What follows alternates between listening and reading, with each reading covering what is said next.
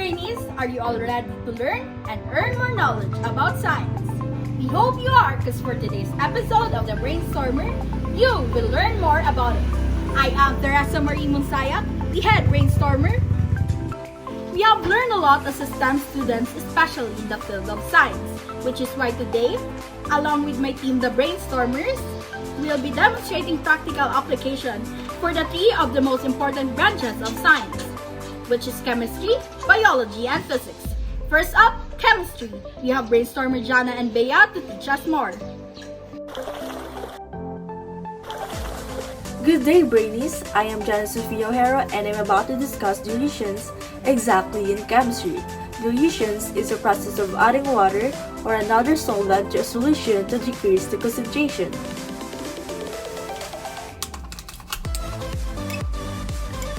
The water doesn't taste like a water alone anymore because of added solvent, which is the coffee. So why we dilute things in chemistry? In laboratories, solutions usually come in small concentrated volumes so that they are easy to store.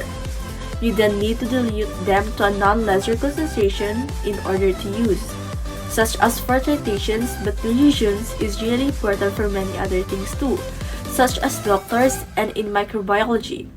Let's have Bea to give us more examples. Thank you, Janna, for that informative explanation. For the recap, dilution of solution is the process of reducing the concentration of a solute in a solution by simply adding more solvent to the solution. Diluting a solution means adding more solvent without adding more solute. I'm so tired. Well, I need to finish this tonight. Maybe I just need some coffee.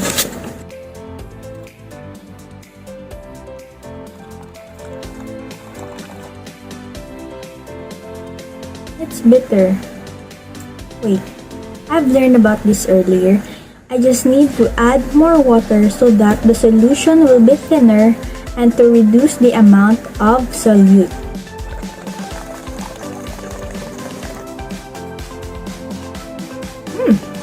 Compared to my first attempt, it tastes even better now.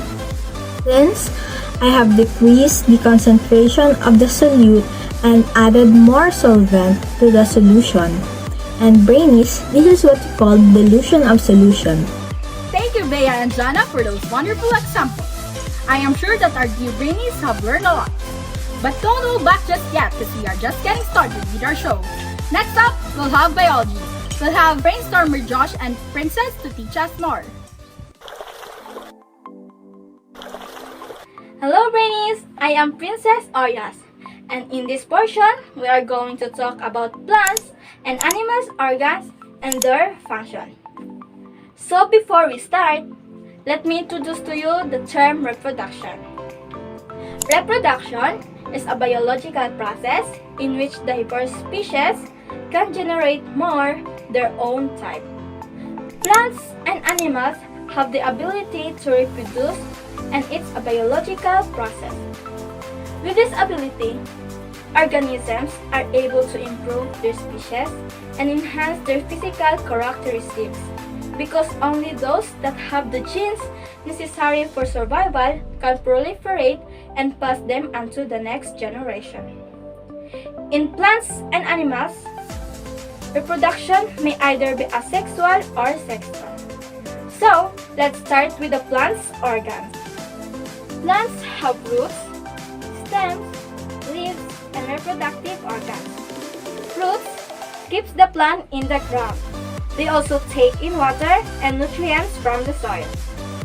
Leaves absorb sunlight and make food for the plants by photosynthesis. The stem supports the leaves and flowers. It also transports water and nutrients between the roots and the leaves. For reproductive organs, it allows plants to make new plants. Thank you, Princess. Indeed, that was very insightful. Hi, my name is Alfer TAñEDO, and at this juncture, we are going to talk about animals and their organ functions. We do love animals, right? We have some of them at home as our pet and also our best friend. And here's my pet. She's a cat and her name is Goonie. Did you know that just like plants, animals do also have different parts, and it is most likely the same to us humans. They do have organs such as brain, heart, lungs, and others which is essential for their breathing, circulation, and to absorb nutrients to strengthen their immune system. These organisms also ingest solid or liquid food, the food that is digested and absorbed by the body. To easily identify these animals, they can be differentiated based on what they eat. And the three main divisions are: first is the herbivores, animals which only take plant as their source of energy. The second is the carnivores, animals that eat only meat. Lastly, omnivores are example of animals or organisms that take both plant and meat. Thank you, brainstormer Josh and Princess. Lastly, we'll have physics. We have brainstormer Daniela and Sherie to teach us more about the practical application of physics. Take it away, brainstormers! Good day everyone, I am Daniela Shayne AGUIRRE and I will be performing an activity called Ørsted Experiment Magnetic Effect of Electric Field. The objective of this is to show an electric current produces magnetic field. But first, let's start with the procedure. Prepare the following materials: compass, copper wire, and battery.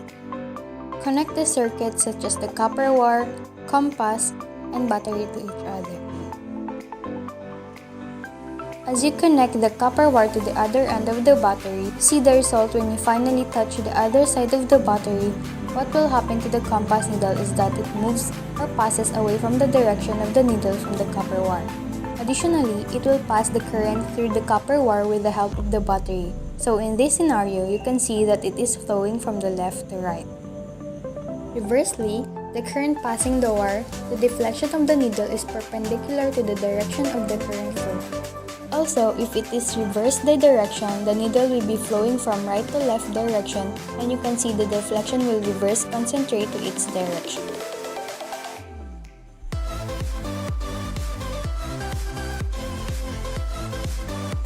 Based from the activity performed earlier, we are now wondering where are the other magnetic field that reflects the needle is. Is it the wire? Yes, it is. From the experiment of the scientist Ørsted, it concludes that the magnetic field are produced by current-carrying conductor, which is called magnetic effect of electric current. Good day everyone, I am Sherie Lou G and I'm going to perform the series circuit. The objective of this activity is to show you that what makes the lights on. We will start with our procedure. First, we have to prepare the materials that we need: battery, light bulbs, wires, scissor, and a screwdriver. Cut the outer part of the wire.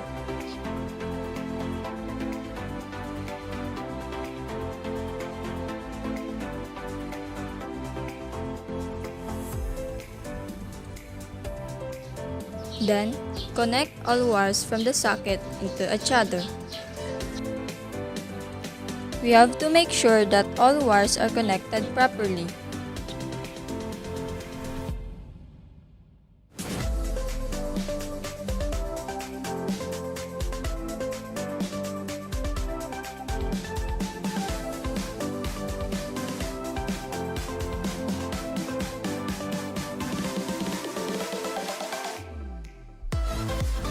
Then, connect the battery to the wires to make the bulbs on.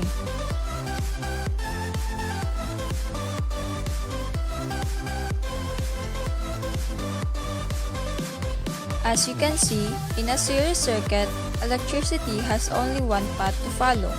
Therefore, it has only one loop. What is a series circuit? In a series circuit, all components are connected end-to-end, forming a single path for current flow. That is it, Brainies! We hope you learned and earned a lot from this video. Again, this has been Theresa MUNSAYAC, the head brainstormer, together with my team, saying goodbye!